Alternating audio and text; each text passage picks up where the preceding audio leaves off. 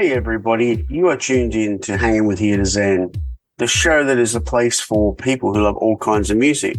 We really hope you enjoy your time with us today. Make sure you hit subscribe if you already haven't, and hit that notification bell to be kept up to date. We would love to hear from you over on our social media platforms, so just search H2ZHW and you'll find us. Lastly, could you leave us a review on Apple Podcasts, Spotify or Google Podcasts, or wherever you're going to be tuning in from? Those reviews help other people to find us, so we appreciate the reviews and the support. Thanks so much for tuning in.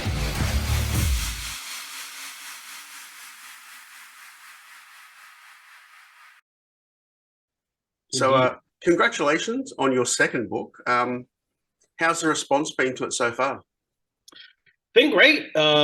It's always very nervous and anxiety ridden doing these things. Yep. But so far it's been great. All the reviews have been really good. The response that I've gotten on social media is all really great. People that have read the book seem to really like it. In fact, I got a text this morning from Mark Eglinton, who's my co-author, saying that same thing, like all the reviews are really great. So far, so good. Knock on wood. Sure. So the one thing that comes to me when I haven't finished the second book, but I've read the first one in full, is that I read the book and it's almost exactly the same as just who you are when I see you in interviews and everything. You haven't really tried to change who you are like a lot of people do in a book. You've just put your thoughts out on paper, and I think that's why it resonates with people. Was that always the plan? Yeah, I mean, that's kind of just that's how I do things basically. So I didn't want to change anything up doing the book. And it was important for me to find a co-author to kind of take what I'm saying and put it into words that sound like it's coming. I mean, they're coming from me, but Yeah. In the reading form. And I really wanted to write both books myself, but because did really well in English and blah blah blah in school. I thought I was going to be a journalist, but it's just the time it takes to do that is impossible. So this was a little bit easier. But yeah, I just I wanted to come from me how I would tell the story if we were just sitting together and I'm telling you the story about Metal Blade. So I've got to ask, people like Scott Ian and Ricky Rackman do their like spoken word shows. Is that something that you see in your future?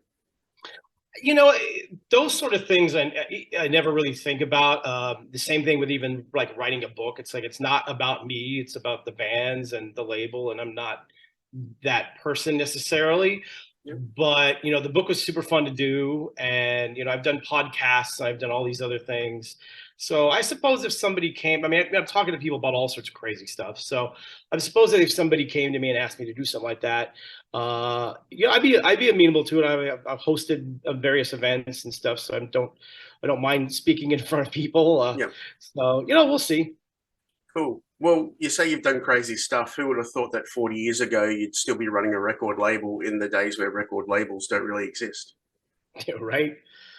Yeah, it's interesting, but we kind of, I think us and look, all the labels in general, especially the independent labels, we kind of just refocus on what we do. It's a lot different what we do now than what we did at the beginning, where now I think we focused more on being a promotion company than being the traditional record company. I mean, there's still that where you're still giving bands money and recording them and doing royalty statements and all those sort of things. But we spend a lot of time and money into spending a lot of stuff on social media. We have a whole team and a whole promotion team, and that's kind of when people say, why do you need a record label in 2023? I said, well, you can certainly put it out on your own. Absolutely, there's no it's very easy to do, but you don't have we've got 34 people at Metal Blade, and then if you add in the distributors and everybody else, you're looking at like a team of like 150 people that are there to promote you, and you just don't have that if you're doing it all by yourself. Yeah, there's only so many hours in a day. Yeah, exactly. Is it true that you originally signed Goo Goo Dolls and then gave them over to Warner? Yeah, we signed them. They were a punk band out of Buffalo, New York, and we have a lot of connections to Buffalo. Mike Faley, who works at Metal Blade, who's been there forever, who manages Billy Sheehan, was from Buffalo. So we knew, especially he knew everybody up there. And also William Howell, who DJ Will, shout out to DJ Will, who was our A&R guy at the time, and was also into the band. They both came to me and said, hey, there's this punk band, because we had a punk label that we started called Death Records, because we wanted to sign, COC and DRI and all these punk bands. And they couldn't be on a metal label, so we just started another imprint basically. Yep. And they came to me with this Goo Goo Dolls record, and the first Goo Goo Dolls record, the first four or five were just super old school punk rock. And so I heard the record, thought it was great. Talked to the band, they're super cool, so we ended up signing them. And yeah, and then they over the years they kind of morphed into something a little bit different. But the funny part about that is the big single name, which caused them to be huge, was just kind of an afterthought, just an acoustic afterthought they put on the record, and all of a sudden that becomes the big hit. And then they're that kind of band as opposed to what they were all up until then, which is just a really cool punk rock band. That's really interesting, because I wouldn't have, when you see them and hear them, you wouldn't think of them as a punk band. So I'm going to have to do a bit of a deep dive. Do some research and go look at the older videos, like the first few records. There's tons of stuff up there. Super fun punk rock live band. That's really cool. Now, everyone knows about the story with Metallica. We're not going to rehash that. It's like being told 1,000,001 times by now. But I find it interesting that people always thought that in the early days, Metallica and Slayer were quite, like, they were like besties, but they really weren't. They were very quite competitive with one another, weren't they? Can you expand on that? Yeah, 100%. I mean, they were, Metallica started a couple years before Slayer did. So there was a little bit of I don't want to say age gap, but there was that, back in those days, 23 to 21 was a big age gap. Yep. And they came from different spots. Slayer started in Orange County, California, which is a much different scene than where Metallica was, which is kind of more in the LA area, and then of course San Francisco. But they were, so we have real quick, we have a museum, a Metal Blade museum in Las Vegas now, and I was putting stuff together for it, and I found this. Somebody sent me this flyer that had Metallica headlining a show in Orange County, California, and Slayer opening for them, and like, did that happen? I had to ask Kerry. I go, that show happened, right? And he goes, yeah, absolutely. I go, I vaguely remember that. It's a pretty, huge thing. That's the first time, those maybe the only time aside from festivals where those guys play together, the Big Four, obviously. But yeah, they were very competitive, and they would ask me like, so what's Slayer doing? Like, how fast is their new stuff? And then Metallica, Slayer guys were like, what's the new Metallica stuff? How fast is it? So it was very competitive, which I think was great because it spurred both bands on to want to be more creative. Yeah. Do you think if Metallica stayed in LA, we'd be talking about them right now? Yeah, history would be interesting. I think we would. I mean, the LA scene still, you got to remember 3 of the 4 Big Four really came from LA, Megadeth, Metallica, and Slayer. So they would have been there. I just think that San Francisco was a better spot for them because that was the kids in San Francisco were exactly into that whole thrash scene up there, Exodus and everybody else. That was really Metallica's fan base. The first time we went up there, the famous story, we went up to do a Metal Massacre show up there, and they'd never been there. They put them on at the last minute, and it was unbeknownst to me, they came on and the crowd went insane because they'd all heard the demos. And they never had a reaction like that in Los Angeles. And then, of course, the Cliff thing came along, and that cemented them moving up there. So I still think they would have been as big as they were. It just would have been a little bit of a different trajectory, maybe. Okay. And we talk about that, like with the demo. So tape trading was like the precursor to file sharing. What were some of the bands that you discovered through tape trading that you ended up signing? Well, a lot of stuff was not even tape trading, but in theory, I guess it was, but just all of a sudden, when I started putting out these Metal Massacre albums, there were bands coming up from all over the country that I had no idea existed. Trouble in Chicago, Fate's Warning in Hartford, Connecticut, Voivod in Quebec. So, those were a lot of the early bands. Metal Church was another band that I was friends with that were going to be on Metal Blade, but they ended up signing a deal in Seattle, and they ended up on Metal Massacre 5. Later. So those were all the bands that were kind of part of that tape trading scene, but just either they had sent me the tapes, or like in the case of Trouble, a guy I knew in Chicago sent me a tape and said, hey, there's this really great band here in Chicago called Trouble. And they sent me a tape of a couple of live shows and a couple of demos. And I go, oh, this is great. And let me talk to them directly. Yeah. So those were really the first bands that came from outside LA that would be kind of in that tape trading world. Okay. Is there a difference between Brian Slagel, label boss, and Brian Slagel, the producer? Probably not too much, really. I mean, I don't get to produce anymore because I just don't have the time. And I'm not the most talented guy in doing that. I did it in the early days just because nobody else would do it. So I was like, well, I guess I can do that.